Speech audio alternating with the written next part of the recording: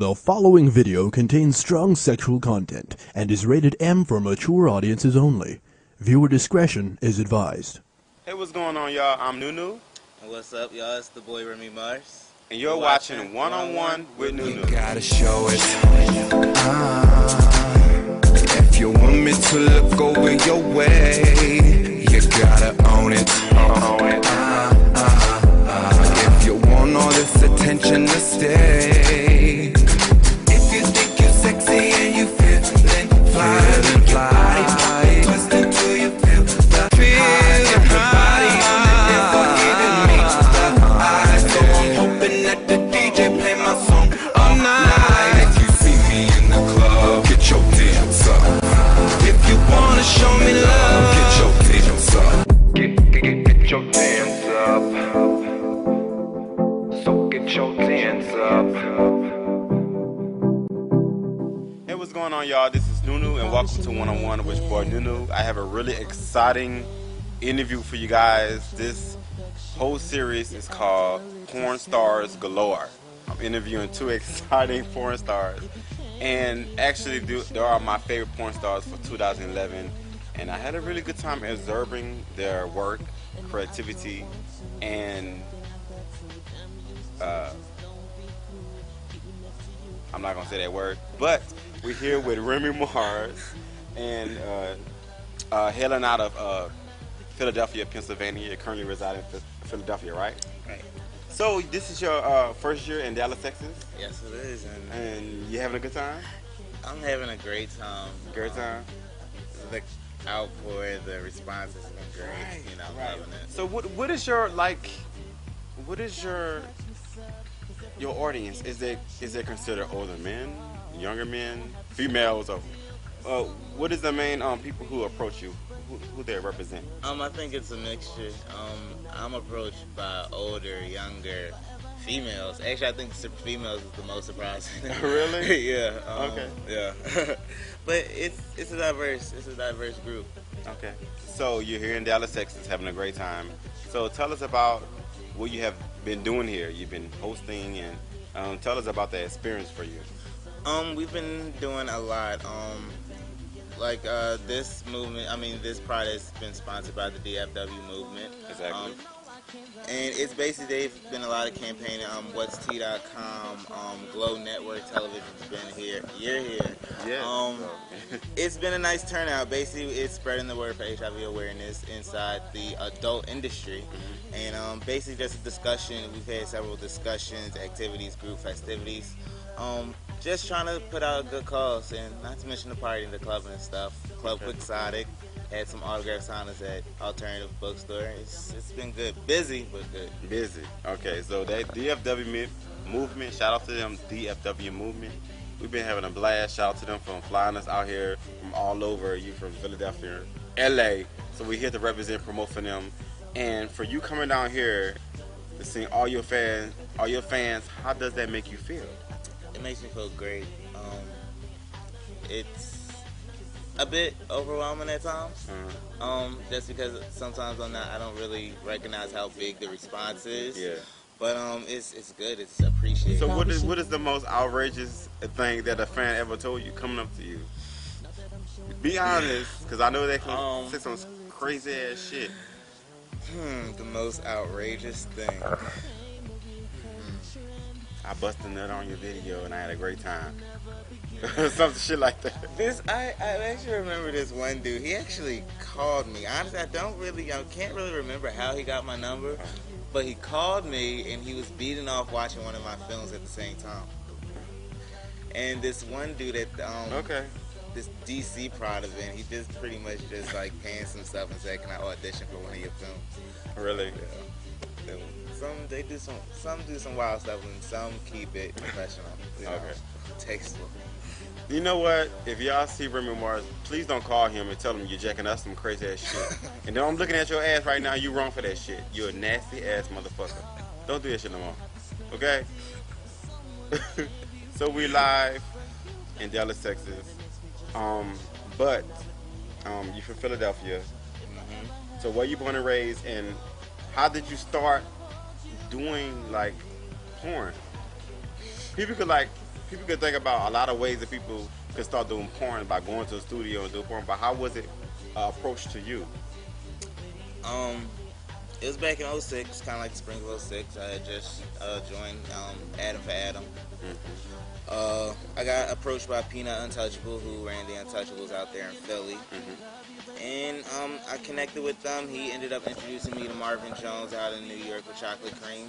And it was pretty much history from there.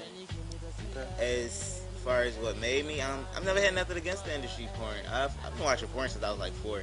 You know, stealing my dad's collections and shit. And I always knew I'd be famous or known for something. Okay. So, I mean, My grandma always tell me, do what you love, do what you love, and make sure you have fun doing it. Whatever career you like to do, make sure you have fun doing it. So, the career that you chose to pick, do you think that you are having a good time and you are trying to build whatever you want to build? well, I never looked at this as a career because I knew this wasn't my career path. It's not what I want to do ultimately with my life, but as a job, I put everything into any job that I do, you know. I'm about being the best, you know, being great at what I do, and being in the industry of entertainment, I don't like to disappoint. So, with that being said, it's just, I don't want to say I fell into it, but I went into doing it, and it just so happened I became good at it. So you got good at fucking. In a sense, Because you know what, I gotta be honest with you. I've seen so many of your videos that I bust a nut to. It's been amazing. I cannot, like, sometimes when I'm really horny at night, come home from the club, I go on your website. You know what? I gotta really look at these videos. I can bust a nut. I cannot just watch anything but you. What can you offer to anyone else out there in the porn industry that they're not giving? What specially can you do? It's all about throwing it back. You gotta know how to take it. Like, you gotta know your angles. You know You gotta what? know your positions. Like, it's kind of like riding a bike. You gotta contort your body to the dick, to the Okay. penis. You know. That's what's up. But you know, when people look at videos, I know there's a lot of editing going on with those videos, and people look at the videos and like, you know what? It's going by so fast. So when they look at the actual video, I know what percentage of the video is showing and what percentage of video is what they're actually seeing. What do you mean by that? Like, for instance, 100% of the whole shoot, what percentage of the video is what the viewers are actually seeing? It's everything's kind of put on a times table. You want to get enough minutes of oral just so you can it's more so just about getting your different angles and your different shots. So you're still really seeing the same thing. It's just you're just seeing it in one position where it was like probably shot in another position somewhere else. So, And I know this is everyone's question. I know y'all actually want to ask this question. Okay. All right. Being a porn star that you are, does that make you a whore? no. But what they're asking is, if you are having sex for money, does it particularly make you some of a little whore because you're doing it for money? I mean, if you want to throw that title on it, then I mean, you're gonna call it as whatever you want to see it. But in the lines of, I just call it entertainment because I mean, even just regular actors, they're not having sex for money, but you know, they're still acting for money. You know, they're still putting on a show for a revenue. Because it's acting. You know, so in all return, it's pretty much still doing the same thing. I mean, So is it considered a hobby, or a job? it's more so considered a job. It's considered a job. So this is the last question, ladies and gentlemen, that I want to ask Remy Morris. Okay? When you're having sex, do you feel as though you're working, or you feel as though you just having a good ass motherfucking time having sex? It depends on what. If we're talking about on the set shooting, it's all work. You know. So if someone you really attract to, like, what if Shamor Moore decided going to get porn, and they're like, no, Remy Morris, we want you to shoot him. You're going to get fucked by Shamor Moore. Is that going to be a hobby? Is that going to be a job? All work. It's going to be worse? All work. Okay. Gotta keep it professional. That's what's up. So tell us more information about you. Where can we find you? Where can we find your work? Where can they find you to look at more information about you, Facebook, information like that? Alright, y'all can always check out for, the latest polls and updates on my website, my blog site, www.remymarsh.com. Also catch me on Twitter at Remality, that's REMALITY, and catch me on Facebook, Jaron Martian. One more question for you before we leave.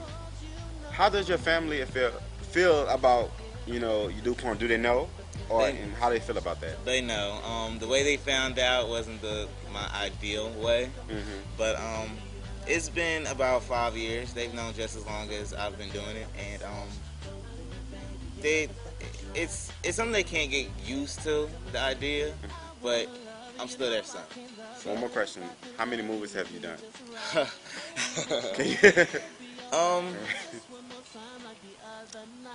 That's over. I was over 50. I would say over 75. 50? Yeah. Okay. I don't think I've got to that 100 mark yet, but I think it's running close. I keep saying one more question. I'm edit this. I'm edit everything. But how do you feel your future going in this industry? How many more movies you see yourself into, and what do you want to come out of this career? Well, like I said, job, but I'm retiring at the end of the year. As far as being in front of the cam, I'm gonna take a more behind-the-scenes approach as far as producing and directing. Ultimately, I want to start my own production company, not necessarily for adult entertainment, but just media entertainment. Period. I'm always asked the question, do you think this will hinder you from anything else you want to do? And honestly, I don't think so. I just think if you stay true to yourself and your aesthetic and your craft, then people will notice you for your work and what you can bring to the table, other than what your past and what you've done. So, no. Exactly. So here's the future mogul and businessman of his own business, of the Remy Mars Enterprise production. So I want to thank you so much for coming on my show. Definitely, no problem. And I wish you much success in the future, all right? Oh, man, and I will continue on to jack off to you motherfucking million. Do that. I really will. I'm trying to bust at least 5 household nuts. Thank you guys so much for watching One-on-One with Remy Mars. So I'm so glad to have you come on the show. Thanks for having me. In Dallas, Texas, shout out to DFW Movement for having us here in Dallas, Texas Pride. So we'll be right back for part 2. So you guys could comment, subscribe below if you have any questions, or if you want to contact Remy Mars for, contact him on Facebook and any shit like that. Contact him. He's a really cool dude, and when I contact him on Facebook, he was nice. So hit him up. I think you're gonna reply to him, right? Of course, I reply to everybody. We'll see. So contact them, and we'll be back, part 2 with Rockefeller Entertainment. All right. It's a song with the feel of your touch. Don't limit, baby, your love is like a drug. I think I'm addicted. I wanna love you, I can't love you, but if I could love you, it'd be just right. Comment and subscribe. For bios, pictures, and other shows with Nunu, visit yourboynunu.com.